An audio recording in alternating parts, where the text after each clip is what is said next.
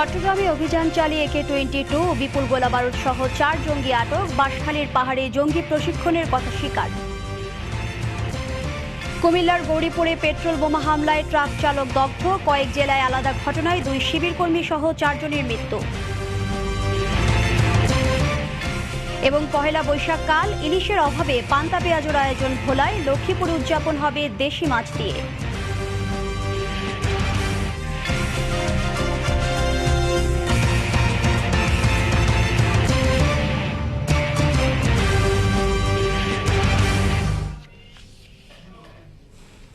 আসসালামু আলাইকুম, স্বাগত RTV জেলার সংবাদে। আপনাদের সঙ্গে আছি আমি ফারনাজ জুই। প্রিমিয়াম ড্রিঙ্কিং ওয়াটার, শুরু হোক বিশুদ্ধতায়। চট্টগ্রামের কোতোয়ালি ও আকবর শাহ থানা এলাকায় অভিযান চালিয়ে AK-22 রাইফেল ও বিপুল গোলাবারুদ সহ 4 জঙ্গিকে আটক করেছে র্যাব। দুপুরে এসব আগ্নেয়াস্ত্র ও জঙ্গি আটকের খবর জানায় র্যাব। আটক হওয়াদের মধ্যে মজাহার নামে এক জঙ্গি, বাঁশখালীর গহীন পাহাড়ে জঙ্গি প্রশিক্ষণ কেন্দ্রের অস্ত্র সরবরাহকারী। এদিকে রংপুরে আলতাফ হোসেন নামে এক মাদক ব্যবসায়ীকে আটক করেছে মাদক দ্রব্য নিয়ন্ত্রণ অধিদপ্তরের কর্মকর্তারা। দুপুরে সদর হাসপাতাল এলাকা থেকে তাকে আটক করা হয়।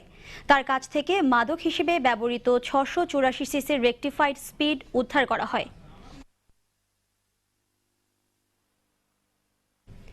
কুমিল্লার গৌরীপুরে পেট্রোল বোমায় দগ্ধ হয়েছে এক ট্রাক চালক। গেল রাতে রংপুর থেকে চট্টগ্রাম যাওয়ার পথে গৌরীপুরে দুর্বৃত্তরা ট্রাকে পেট্রোল বোমা হামলা চালায়। এতে চালক রমিজের শরীরের 14 ভাগ পুড়ে যায়। রংপুরের বাবুপাড়ার বাসিন্দা রমিজ ঢাকা মেডিকেলের বার্ন ইউনিটে চিকিৎসাধীন।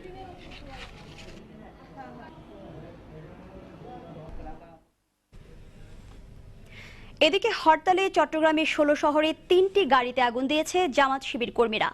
সকালে হরতাল সমর্থনে করা মিছিল থেকে রাস্তার পাশে দাঁড়ানো 3টি গাড়িতে আগুন দেওয়া হয়। পরে ফায়ার সার্ভিস আগুন নিয়ন্ত্রণে আনে। এদিকে গাজীপুরে একটি বাসে আগুন দিয়েছে দুর্বৃত্তরা। এ ঘটনায় বেশ কজন আহত হয়েছে। কয়েক জেলায় আলাদা ঘটনায় 2 শিবির কর্মী সহ 7 জন মারা গেছে। গেল রাতে সিরাজগঞ্জ সদরে একটি ছাট্টাবাসে আটক শিবির কর্মী আনিসকে নিয়ে অভিযান চালায় পুলিশ। এ সময় পুলিশের উপর হামলা করে শিবির কর্মীরা। জবাবে পুলিশ গুলি চালায়। এতে গুলিবিদ্ধ শিবির কর্মী আনিসকে স্থানীয় হাসপাতালে ভর্তি করা হলে ভোরে মারা যায় সে।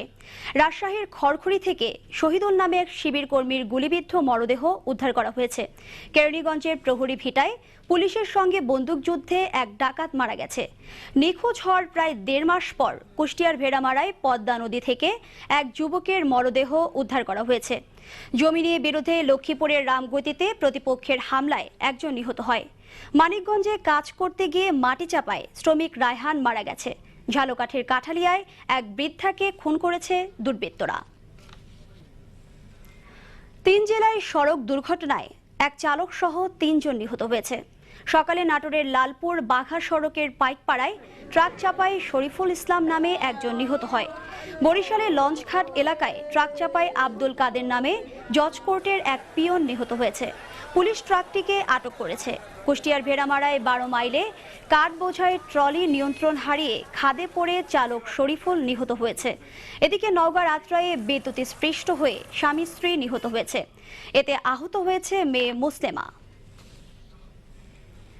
বাঙালির প্রাণের উৎসব পহেলা বৈশাখ কাল। ইলিশের আকালে পহেলা বৈশাখে পান্তা পেঁয়াজুর আয়োজন করছে ভোলা জেলা প্রশাসন। আর লক্ষ্মীপুরে এবার নববর্ষ উদযাপন হবে দেশি মাছ দিয়ে। ইলিশের উৎপাদন বাড়াতেই নেওয়া হয়েছে এসব উদ্যোগ। জেলা প্রতিনিধিদের তথ্য ছবিতে জানাচ্ছেন তারেক শাহরিয়ার। পহেলা বৈশাখের পান্তা ইলিশ সংস্কৃতি হুমকির মুখে ফেলে দিয়েছে জাটকা রক্ষার সরকারি উদ্যোগ। ইলিশের বংশবিস্তার নির্বিঘ্ন করতে তাই পান্তা পেঁয়াজু সংস্কৃতি চালু করতে চান ভোলার জেলা প্রশাসক। তার মতে পান্তার সঙ্গে যে কোনো খাবার দিয়েই উদযাপন হতে পারে বৈশাখের প্রথম দিনটি। পান্তার সাথে ইলিশের চাইতে অন্যান্য আইটেমগুলো বেশি যায়, যতটা যায় আপনার পেঁয়াজু। এদিকে সরকারি নিষেধাজ্ঞা অমান্য করে কোথাও কোথাও ইলিশ ধরছেন ভোলার জেলেরা। এ সময় জেলেদের সরকারি রেশনিং এর আওতায় আনার দাবি তাদের। বাড়ি আনা বিষয়টা বিক্রি করি, সবাই মাছ চায়, কেউ সাহায্য করে আমরা কেউ কিছু দেয় না। মাছ ধরায় নিষেধাজ্ঞা চলায় বাজারে ইলিশ নেই উপকূলীয় জেলা লক্ষ্মীপুরেও। বাংলা বছরের প্রথম দিন উদযাপন করতে অন্য মাছ কিনছেন ক্রেতারা। বিক্রি হচ্ছে রুই, কাতল, কই সহ নানা দেশীয় মাছ। তাই উদযাপনের জন্য অন্য মাছ কিনে উদযাপন করতে হবে। সরকার নিষেধাজ্ঞার কারণে ইলিশ মাছ আমরা মার্কেটে উঠাই না এবং ধরা এবং মারা সব নিষিদ্ধ। নববর্ষের বাড়তি চাহিদার সময়ও ইলিশ ধরা বন্ধ রাখা নিশ্চিত করতে প্রশাসন তৎপর রয়েছে বলে জানালেন লক্ষ্মীপুরের জেলা প্রশাসক। অবৈধভাবে মৎস্য আহরণ করে ইলিশ মাছ ব্যবহৃত না হয় সে কারণে আমরাও আমাদের কর্মসূচিতে ইলিশটাকে নিরুৎসাহিত করেছি। জাটকা ধরা বন্ধ করতে চলতি বছরের 1 মার্চ থেকে 30 এপ্রিল পর্যন্ত উপকূলীয় 6 জেলায় মাছ ধরার উপর নিষেধাজ্ঞা জারি করেছে মৎস্য অধিদপ্তর। তারেক শাহরিয়ার, RTV। পহেলা বৈশাখের অন্যতম আকর্ষণ মঙ্গল শোভাযাত্রা, যার শুরু যশোরে 1985 সালে। চারুপীঠ নামে একটি প্রতিষ্ঠান এর আয়োজন করে। এরপর ঢাকার চারুকলা ইনস্টিটিউট সহ সারা দেশে ছড়িয়ে পড়ে এ আয়োজন। যশোর প্রতিনিধি বিশ্বাস ফারুকের পাঠানো তথ্য ছবিতে রাসেল আহমেদের রিপোর্ট। বর্ষবরণে আজ থেকে 30 বছর আগে যশোর শহরে বের হয় মঙ্গল শোভাযাত্রা। রং বেরঙের প্রজাপতি বাঘের প্রতিকৃতি নিয়ে কাসর আর ঢোলের তালে মেতে ওঠে বর্ণিল পোশাকে তরুণ তরুণীরা। যশোরের চারুপীঠের সে শোভাযাত্রা সারা দেশে আলোড়ন তোলে। এরপর ঢাকার চারুকলা হয়ে এই মঙ্গল শোভাযাত্রা ঢেউ লাগে বিভিন্ন জেলায়। যশোরের শোভাযাত্রার আয়োজক ছিলেন চারুপীঠের প্রতিষ্ঠাতা তখনকার তরুণ শিল্পী মাহবুব জামাল শামীম সহ কয়েকজন। আমাদের শোভাযাত্রা বের হচ্ছে সকাল 6টায়, ভোরবেলায় শীত। প্রথমবার যখন শুরু হলো আমাদের শিশুরা আমরা এত আনন্দিত হলাম। তবে মঙ্গল শোভাযাত্রার লক্ষ্যমাত্রা এখনো অর্জিত হয়নি বলে দাবি করেন তিনি। এই সামাজিক চর্চার অংশ হলেই, সামাজিক কেনা বেচার অংশ হলেই তখনই সফল হবে সব জেলাগুলোর বাস্তবতায় এই উৎসব। মাহবুব জামাল স্নাতকোত্তর ডিগ্রি নিতে আসেন ঢাকার চারুকলায়। যশোরের সে শোভাযাত্রার আদলে এখানেও শুরু হয় মঙ্গল শোভাযাত্রা। 1989 সালে ঢাকার চারুকলা ইনস্টিটিউট সেখানকার শিক্ষার্থীরা মঙ্গল শোভাযাত্রার আয়োজন করে। কিন্তু বর্ষবরণ অনুষ্ঠান বর্তমানে বহুজাতিক কোম্পানির বাণিজ্যিক হাতিয়ারে পরিণত হয়েছে বলে দাবি যশোরের সাংস্কৃতিক কর্মীর। সাম্প্রদায়িক শক্তি প্রতিনিয়তই এই জনগণের বা সমস্ত জাতির মিলন মেলাকে তারা অবহেলা করতে থাকে এবং এটিকে সরাই দেয় বাণিজ্যিকভাবে। রাসেল আহমেদ, RTV। দুয়ারে বৈশাখ, নতুনের আবাহনে ভেসে যাবে পুরনো জড়া। ব্যস্ত উৎসব পেয়াসী বাঙালি, ব্যস্ত উৎসবের পেছনের মানুষেরাও। তাই পয়লা বৈশাখের নানা অনুষঙ্গ আর উপকরণ তৈরিতে ব্যস্ত সময় পার করছেন সারা দেশের মৃৎ ও কুটির শিল্পীরা। প্রতিনিধিদের তথ্যচিত্রে গোপালগঞ্জ ও জামালপুরের শিল্পীদের বৈশাখ ব্যস্ততার কথা জানাচ্ছেন উজ্জ্বল ইসলাম। পহেলা বৈশাখের বিপুল চাহিদা মেটাতে এখন ভীষণ ব্যস্ত জামালপুরের সূচি শিল্পীরা। সুই সুতায় বাহারি রং আর বর্ণে তারা ফুটিয়ে তুলেছেন নকশি কাঁথা, বিছানার চাদর, শাড়ি, ফতুয়া, পাঞ্জাবি, সালোয়ার কামিজ সহ নানা পণ্য। বাড়তি আয়ের আশায় অনেকে কাজ করছেন রাত জেগেও। বৈশাখ উপলক্ষে এখানে বিভিন্ন ধরনের ফতুয়া, পাঞ্জাবি, ছোট মেয়েদের জামা, বড় মেয়েদের জামা, ফ্রক, শাড়ি, পাঞ্জাবি, ফতুয়া এবং মেয়েদের অনেক ধরনের আইটেম। আমরা রাত দিন জেগে জেগে কাজ করতেছি। বৈশাখ সামনে রেখে ব্যস্ত গোপালগঞ্জের মাটির কারিগররাও। খেলনা সহ হরেক রকম জিনিসপত্র তৈরি করছেন তারা। মৃৎশিল্পের এ কাজে সহায়তা করছেন তাদের ছেলেমেয়ে সহ পরিবারের সবাই। মনে করেন আমরা এই যে 2 মাস ধরে মালগুলো তৈরি করা হয়েছে, পয়লা বৈশাখে মালগুলো মেলায় ডেলিভারি করা হবে। ছেলে মেয়েরা ঘরে বউ থাকলে তারাও দেখা দিই কিছু যা করে। এই আমাকে জাতীয় ব্যবসায়ী করিয়ে খাইতে হয়, যা পয়সা হয় এতে চলে কোনো রকম ভাবে। সরকারি কিংবা বেসরকারি সহায়তা পেলে এই শিল্প আরও প্রসারিত হবে, এমনটাই মনে করছেন এর সঙ্গে জড়িতরা। উজ্জ্বল ইসলাম, RTV। পয়লা বৈশাখ সামনে রেখে ব্যস্ত সময় কাটাচ্ছেন কুষ্টিয়ার একতারা তৈরির কারিগররা। দিনরাত কাজ করে তৈরি করছেন রং বেরঙের বিভিন্ন ধরনের একতারা। স্থানীয় চাহিদা মিটিয়ে তা পাঠানো হচ্ছে বিভিন্ন স্থানে। এদিকে নববর্ষকে ঘিরে দম ফেলার ফুসরত নেই চুয়াডাঙ্গার বেদ সম্প্রদায়ের।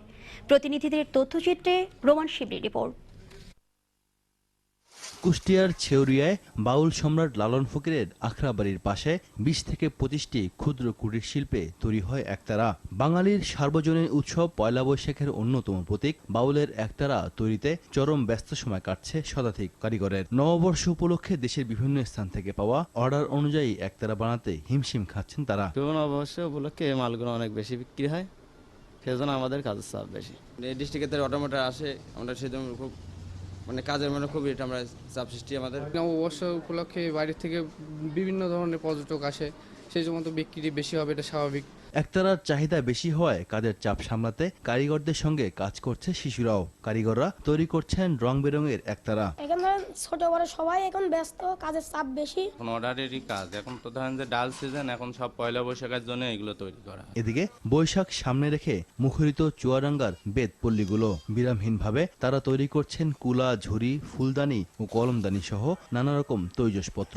মাল আমাদের বিদেশেও যায়। পয়লা বৈশাখ উপলক্ষে নারী পুরুষদের একসঙ্গে কাজ করতে হয়। কুলা, দোলপাতি, বিভিন্ন আইটেমের ফুলদানি, কলমদানি, বিভিন্ন আইটেমের জিনিসপত্র আমরা তৈরি করি। কারিগররা বলছেন কুটির শিল্পকে আরো বেশি পৃষ্ঠপোষকতা দেওয়া হলে এই শিল্পটি থেকে যেমন প্রচুর অর্থ উপার্জন সম্ভব, তেমনি তৈরি হবে কর্মসংস্থান। নোমান শিবলি, RTV। বাংলা নববর্ষ উপলক্ষে বান্দরবানের র্যালির মধ্য দিয়ে আদিবাসীদের সাংগ্রাই উৎসব শুরু। সকালে এ উৎসবের উদ্বোধন করেন পার্বত্য প্রতিমন্ত্রী বীর বাহাদুর MP। এ সময় রাজবাড়ির সামনে থেকে এক বর্ণাঢ্য র্যালি বের করা হয়। র্যালিটি পুরাতন রাজবাড়ি থেকে শুরু হয়ে জেলা শহরের প্রধান সড়ক প্রদক্ষিণ শেষে এক স্থানে গিয়ে শেষ হয়। র্যালিতে সেনা region commander brigadier general Nakib Ahmed Chowdhury, জেলা প্রশাসক মিজানুল হক চৌধুরী সহ আদিবাসী সম্প্রদায়ের নারী পুরুষরা অংশ নেন। পরে পুরাতন রাজবাড়ি মাঠে আদিবাসী শিল্পীদের পরিবেশনায় সাংস্কৃতিক অনুষ্ঠানের আয়োজন করা হয়।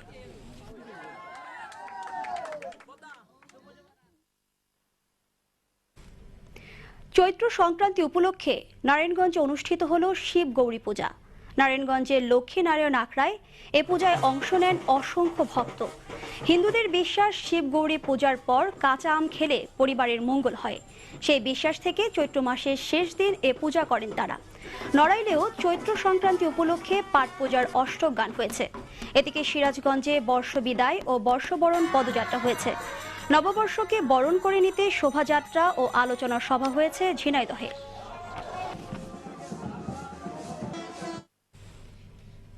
লালমনিরহাটের স্বর্ণামতী সেতুর পাটাতন ভেঙে গেছে। এতে বন্ধ রয়েছে 4 উপজেলার সঙ্গে সড়ক যোগাযোগ। দুপারে আটকা পড়েছে শতাধিক যানবাহন।